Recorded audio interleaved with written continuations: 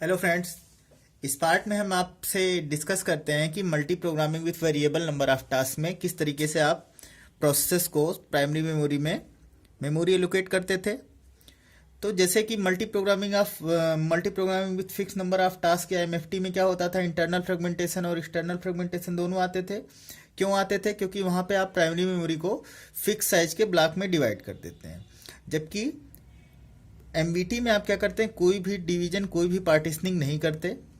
आपका पूरा primary memory initially आपका एक चंक ऑफ मेमोरी के तरीके से ट्रीट होगा, और प्रोसेस जब भी हमारा सेकेंडरी से प्राइमरी में आएंगे तो जहाँ पे भी वो फ्री स्पेस देखेंगे वहाँ पे उनके लिए मेमोरी एलोकेट कर दी जाएगी।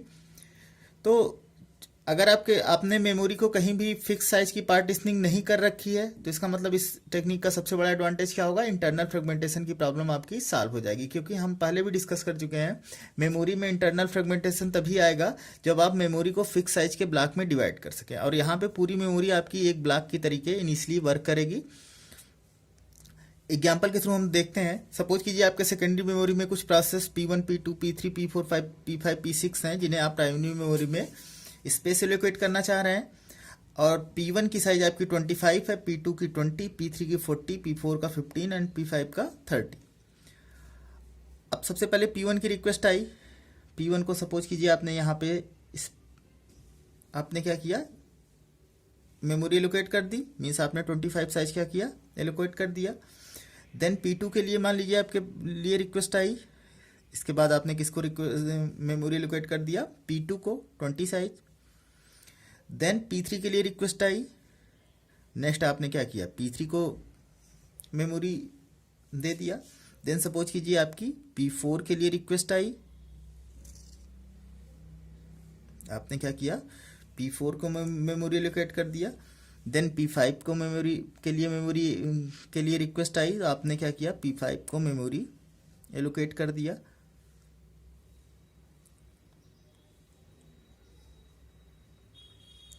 सपोज कीजिए यहाँ पे आपका 20 साइज फ्री बच रहा है। तो यहाँ पे इंटरनल फ्रेगमेंटेशन है नहीं है, क्योंकि जहाँ पे भी आप स्पेस फ्री देख रहे हैं, क्योंकि आपने फिक्स साइज पार्टीशनिंग नहीं देखी है, जहाँ पे भी आपको स्पेस फ्री मिल रहा वहाँ पे आप क्या कर सकते हैं, प्रोसेस को मेमोरी एलोकेट कर सकते हैं। ये 20 साइज आपका फ्री है, लेकिन अगर कोई 20 साइज का प्रोसेस यहाँ पे आना चाहे तो आप इसको मेमोरी एलोकेट कर सकते हैं। तो ये भी आपका वेस्टेज नहीं है।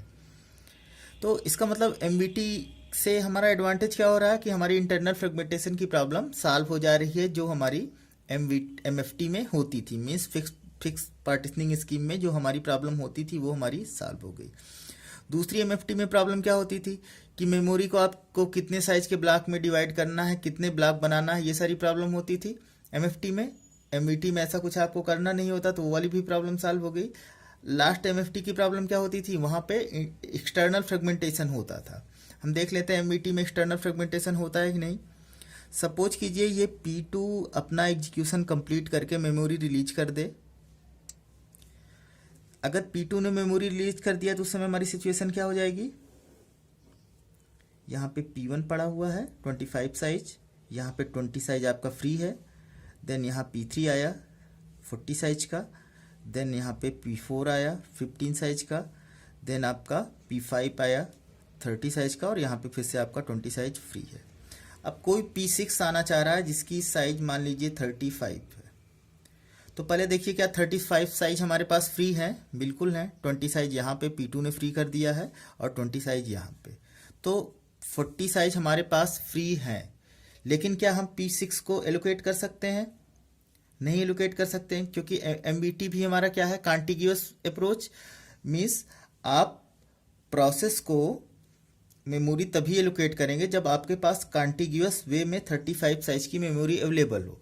और यहाँ पे हमारे पास क्या हो रहा है, 35 साइज की मेमोरी कॉन्टिग्यूअस वे में अवेलेबल नहीं है।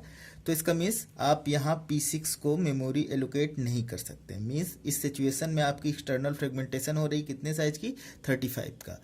तो समराइज अगर हम करें तो एमवीटी ने एमएफटी के इंटरनल फ्रेगमेंटेशन की प्रॉब्लम को सॉल्व कर दिया। क्यों? क्योंकि यहाँ पे फिक्स साइज पार्टीशनिंग नहीं हो रही है, और इंटरनल फ्रेगमेंटेशन तभी आता है जब फिक्स साइज पार्टीशनिंग हो। लेकिन इसमें अभी भी एक्सटर्नल फ्रेगमेंटेशन की प्रॉब्लम है। तो एक्सटर्नल फ्रेगमेंटेशन की प्रॉब्लम को सॉल्व करने के लिए हम कैसे अप्रोचेज लगाते हैं और कौन कौन सी स्कीम यूज करते हैं, वो हम नेक्स्ट पार्ट में आपसे डिस्कस करते हैं। Thank you.